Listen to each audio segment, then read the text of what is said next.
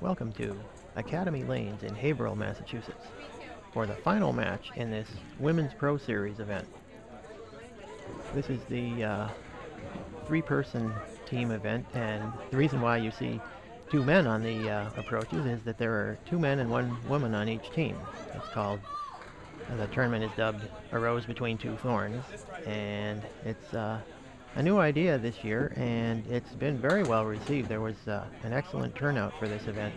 We had 24 teams in the field. Right now you're looking at Steve Renaud on lane 17 and Jim Ayotte on lane 18. The teams are, the team on the left lane is Steve Renaud, Tina Ward, and Stephen Renaud Jr.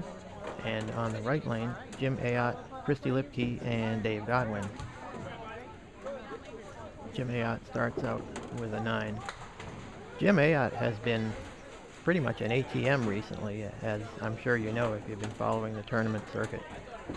He's won some Pro Series events, and he's been in the finals of some other events. So he's really just been on fire the past year or so. He's established himself as one of the top bowlers. And here's a look at this strike that Jim delivers in the second frame. Kind of a mixer, and everything goes quickly except the 7-pin, and that scout comes over and gets it.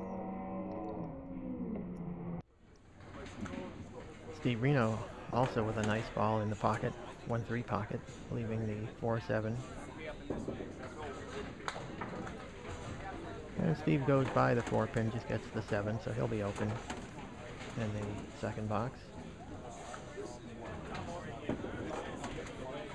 And that'll be a 9 for Steve Renaud. Jim Ayotte will be filling in that strike that he just threw. And I think that's Brooke Anton standing right in front of the camera, but you can still see that Jim drops 6 pins with his first ball.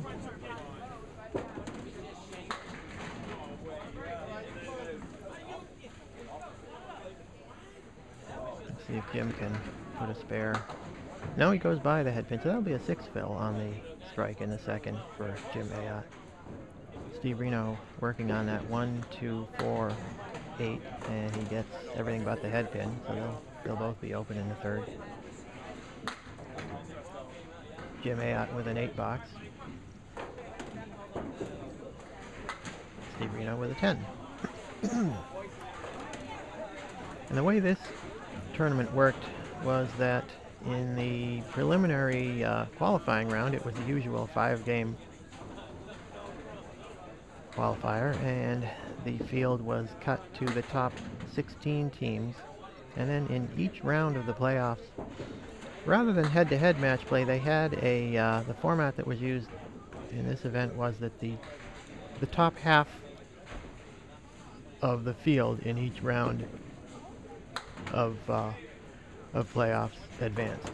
So instead of head-to-head match play, it was the top half in terms of scoring.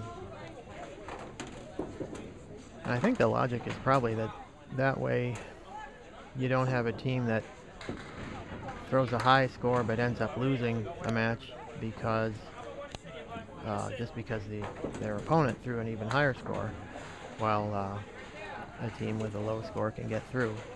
This way, if you throw a low score, you go home.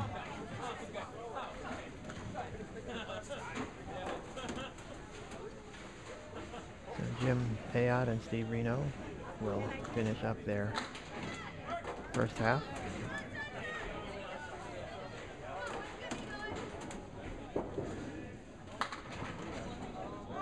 Steve Renaud with a 7 drop. He's got the 4, 7, and 10. Jim Ayotte with a 3, 6, 9, 10. Piece of wood, but he didn't catch the wood. He went right by it and just took out the 6, 9, 10.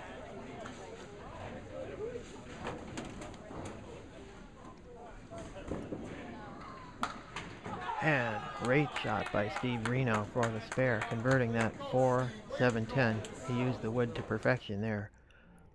Taking a look at it, he goes way to the left, well, a little bit left of the red line, spins the wood around and kicks that 4 all the way over into the 10 pin. That's a terrific shot by Steve on the spare.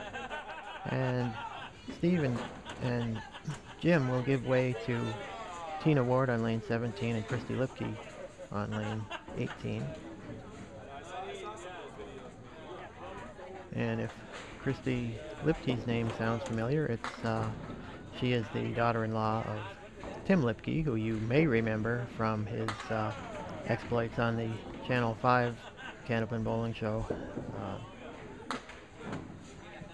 quite a few years ago. I'm showing my age, but he won a whole lot of money one summer. I think it was '84. He won several shows in a row, and then also won the championship show at the end of the season. And Tim is the proprietor of Lakeside Lanes in Manchester, New Hampshire. Kristy and her husband Shane Lipke are frequently seen at Lakeside Lanes, one of our favorite venues.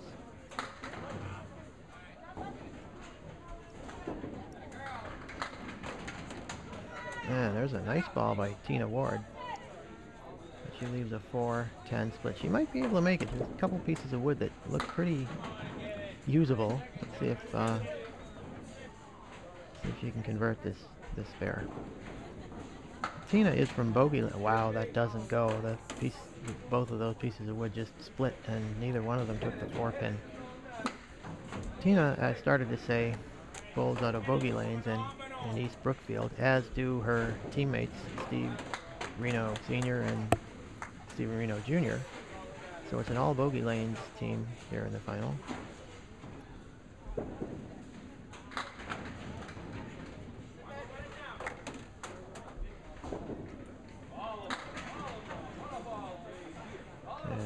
Kristy Lipke with sort of a Kaliri plus over there on lane 18. 1, 2, 4, 7, 9, 10.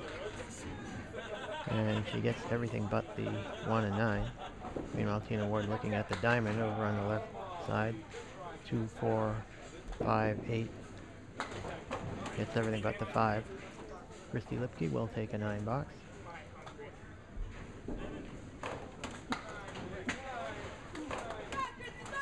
And so will Tina Ward.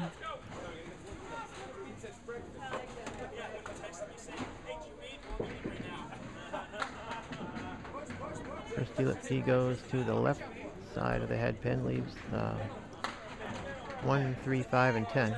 6 drop.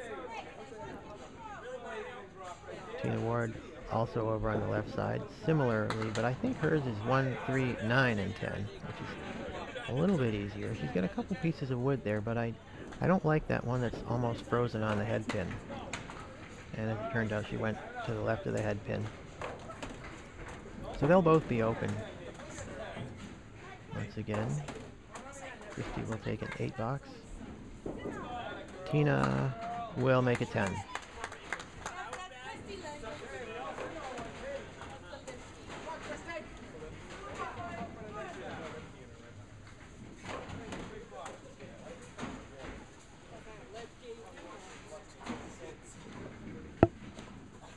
As we head into the 5th box, Kristy Lipke again misses the head pin. This time she's on the right side, dropping 4.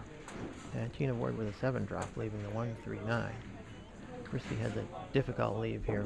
1, 2, 4, 5, 8, 9. And it goes. Head pin comes off the wall and takes out the 5 pin.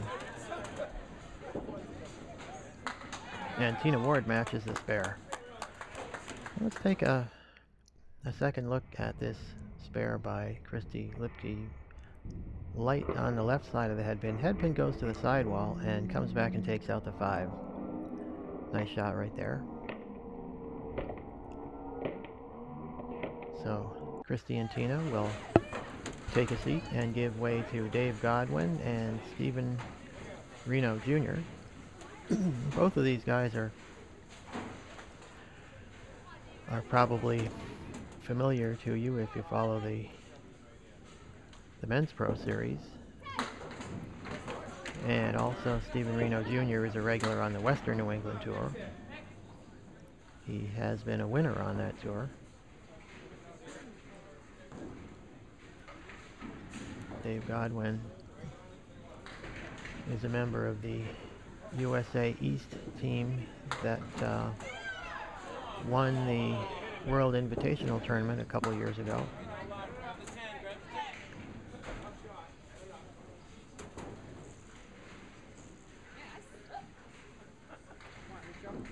And Steve Renaud Jr. and his dad, Steve Sr., are members of the Extreme TNT team in that World Tournament.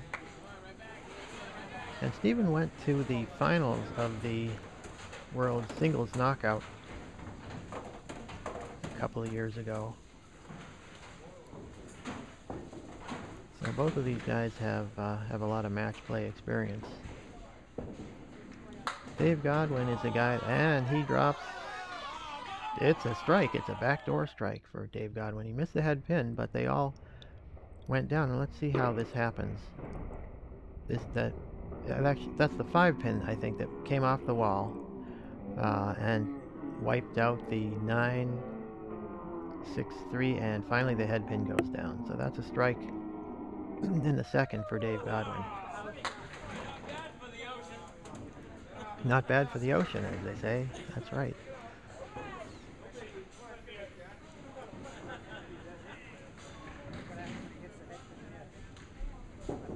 Dave Godwin is capable of throwing a monster game from time to time. He's had a couple of games well up into the 200 range. I believe that his high single is 235.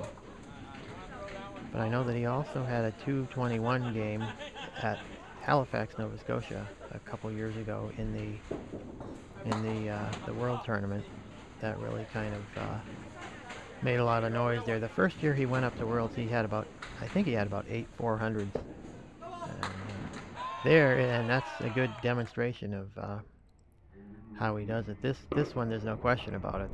That's a real one. Very solid in the 1-2 pocket. So that's a double strike for Dave Godwin. Dangerous Dave, as he used to be known on the Candlepin for Kids TV show, where Stephen Renaud Jr. also was a regular for a while.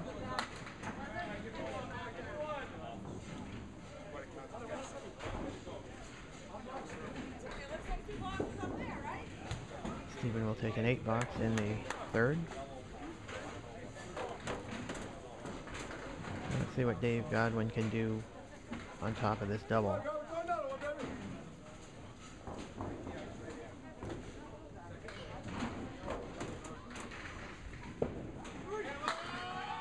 That's a triple strike. 3 strikes in a row for Dave Godwin. This one is high flush, 1-3 pocket, trips the 4 pin off the wall, and that is 3 strikes in a row. And if this were Channel 5, he'd get $1,000 for doing that. But it isn't.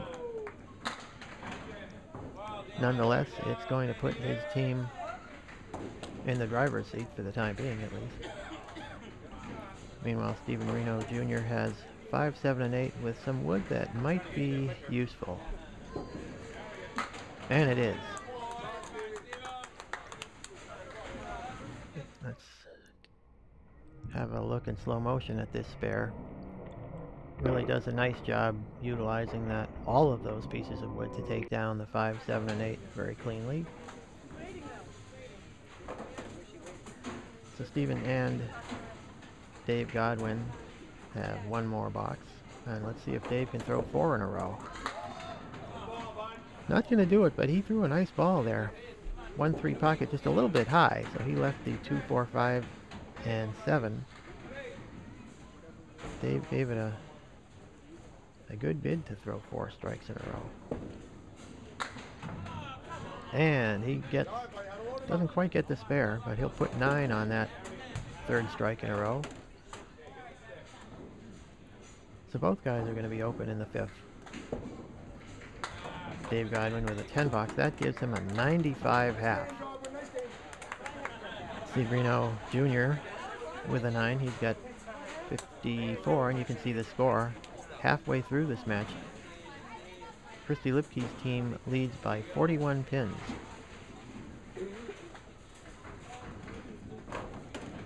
As Steve Renaud Sr. and Jim Ayotte come back on lanes 17 and 18, respectively. Steve Renaud needs to put something together in a hurry if he wants to close the gap. And that's gonna get it started. That's a strike on spare.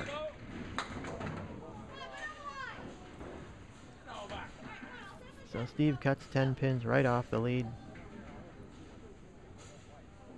in short order with that strike. And of course, he'll cut into it further in the 6th because Jim Ayotte is going to be open. Jim with an 8 box. So that cuts it to, well, 31 minus the 2. It's 29 minus the strike fill. Here's another look. Kind of a light 1-2 pocket hit, but the head pin just clips the 3 pin, and that starts.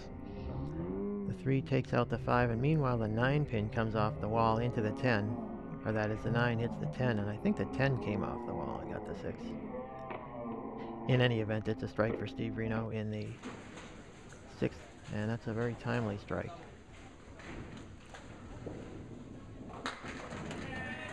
Jim Ayotte with a strike in the 7th.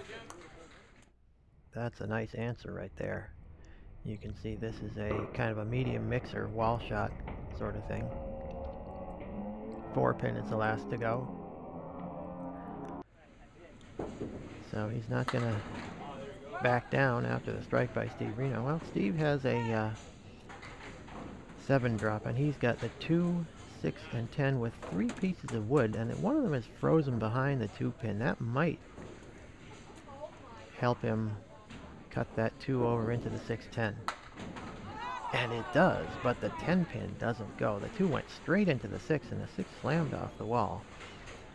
But it was just a little bit too clean to get the 10 pin. So that'll be a 9 for Steve Renaud. Now Jim Ayotte has the strike fill.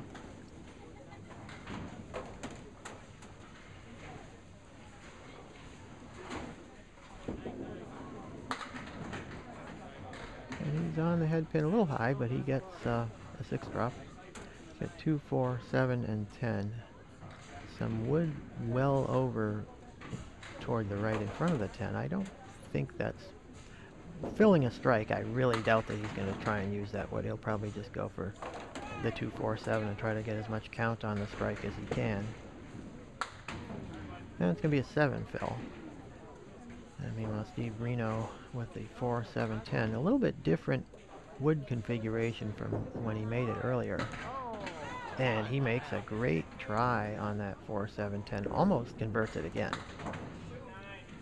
Jim Ayotte with a nice out for the 9. Kicking the 2 into the 7. As the match tightens up a little bit, it's important to grind out every pin. Steve Renaud with the 10 box.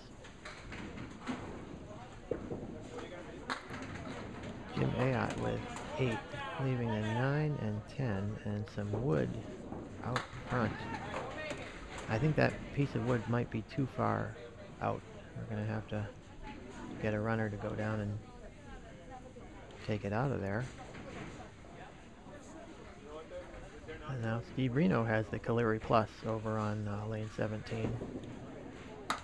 And Jim Ayotte not quite able to make that 9-10. Just got a little too far left, so the ball didn't cover the 10. Steve Renaud with a great bid on that spare 4 drop. Didn't quite get the 10 pin. But he'll have a good chance to pick up 1 anyway against the 9 box. And he does. So coming into the last box, it's kind of important to, well, to both guys really. Steve Renaud with a 9 drop, almost a strike, but the 7 pin doesn't go. Jim Ayotte with another 2, 4, 7, 10. This time he gets everything but the 2, thanks to some wood that was behind there. But he'll be open in the 10th. Steve Renaud converts that 7 pin. A little bit of drama there because of the wood. He's not quite a roadblock, but he had to be a little bit careful with it. So Steve Renaud will have he'll have 1 more ball to fill in the spare as Jim Ayotte finishes with a 102 game, and Steve has 115 with one ball to go, and he drops 9. Almost a strike on that fill. That'll be a 124 game for Steve Renaud. Jim Ayotte with 102. But of course you remember that Dave Godwin had that 95 half against 54 by Steve Renaud Jr. So that's 41 pins right there that they had to make up. So it's still a pretty good lead for the team of Ayotte, Lipke, and Dave Godwin. Kristy Lipke with a 5 drop. And Tina Ward with the diamond on the right side, 3, 5, 6, 9. And that goes. That's a spare in the 6th for Tina Ward. 9 box for Kristy Lipke. Here's another look at the spare by Tina Ward. 3 pin goes off the wall and spins around and takes out both the 6 and the 9. Spare in the 6th. Kristy Lipke in the 7th. Kristy is anxiously awaiting the end of this match because she had tickets to the Patriots game, playoff game.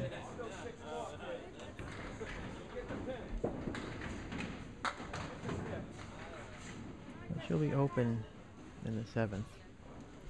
Tina Ward with a 6 drop. She had 5, 6, 9, and 10. That's a very difficult combination. She got 2 out of the 4. Still got the 5 and 10. Kristy Lipke with a 9 box. Nice out there for the 9. And Tina Ward also with 9.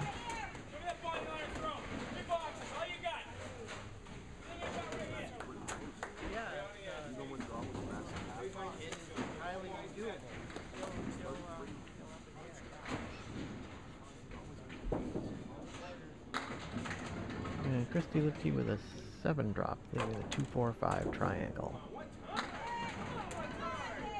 Tina Ward 8 leaves a 5, 7. Couple pieces of wood that might be usable, and you can see her teammates looking it over, but she's not asking for help. She knows how to. She's pretty confident in how to play this, and justifiably so. That's a nice shot by Tina Ward for the spare. Let's see how she does it. She catches a little bit of that first wood, and then the first wood spins around and then knocks the second wood over into the 7 pin. Nice little bit of body English there by Stephen Renaud Jr., encouraging the 7 pin to go down. And Kristy Lipke with a 10 box.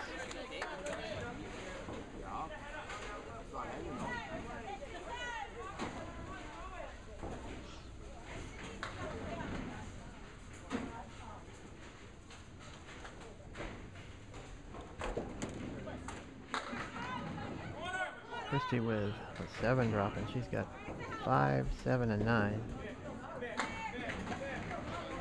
Tina Ward with, I think that's just a 4 drop. She took out the 2, 4, 6, and 7. See if Kristy can convert this spare. It's going to be pretty difficult. She does have a piece of wood in front of the 7.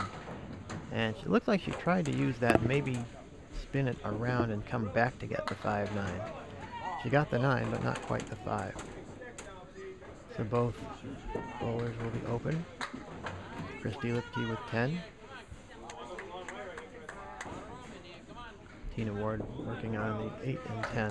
And she's got the 8 pin. So that'll be a 9 box. As Kristy and Tina come into the 10th. Kristy Lipke on the head pin, very solid. And she's got 5, leaves the 2, 4, 6, 7, 9. Tina Ward also with a 5 drop and also with a split, but hers might be a little bit less difficult. Wow, Kristy Lipke with a great bid on that She actually cut the 2-pin a little bit too thin, went right in front of the 6, didn't touch it. And Tina Ward, I think she was trying to probably catch the right end of that front wood, kick that over into the 7-pin. But she didn't quite catch it. That's a 9 box for Kristy Lipke, and an 8 for Tina Ward. So as you can see, the gap has been closed considerably. It's now only a 6-pin lead for the team of Jim Ayotte, Kristy Lipke, and Dave Godwin, as Dave Godwin and Stephen Renaud Jr. step up onto the approach for their last 5 boxes. Just a 6-pin lead, so anything can happen here. Dave Godwin punches through the middle, leaving a spread eagle. Stephen Renaud, 6 drop, leaving the 4 horsemen right. Piece of wood at an angle behind the head pin. That looks promising if he can nail that head pin.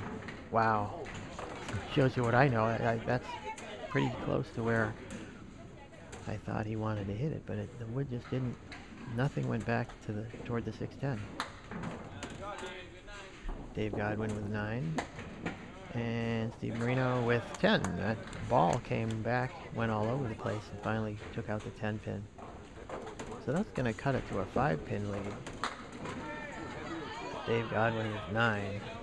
Almost another strike. Stephen Renaud with 8, but he's got the 2 and 8, which is pretty easy to do by mistake when you punch out a half Worcester, but trying to do it is very difficult. Dave Godwin with the spare. And Stephen Renaud did hit the 2 pretty solid, but not quite solid enough to convert to go back and get the 8-pin, so he'll have to settle for a 10. So Dave Godwin leads by 5 plus the spare fill, and that's going to be 6, making it an 11-pin lead, if my math is correct, which is not always the case, as you well know.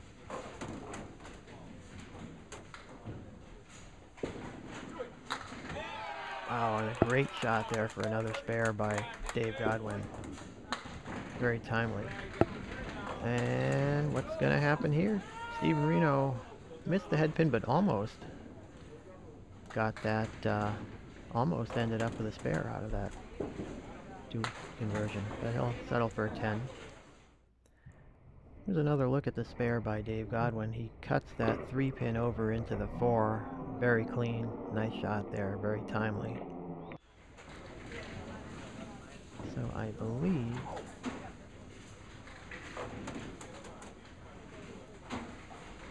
it's 11 plus the fill.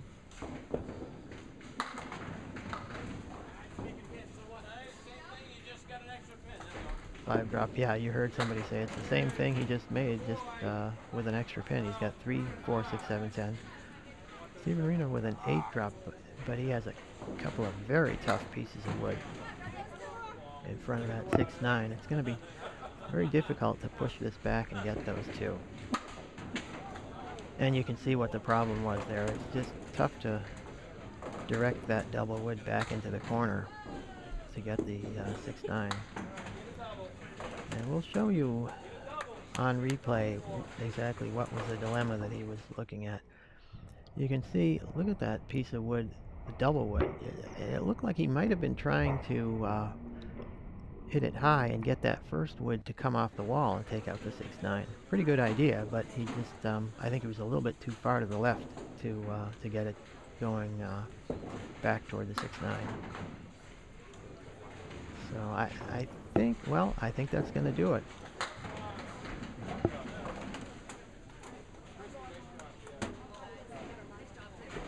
And in fact, that will do it, because Stephen Renaud Jr. isn't going to be able to get enough pins here to make up the difference.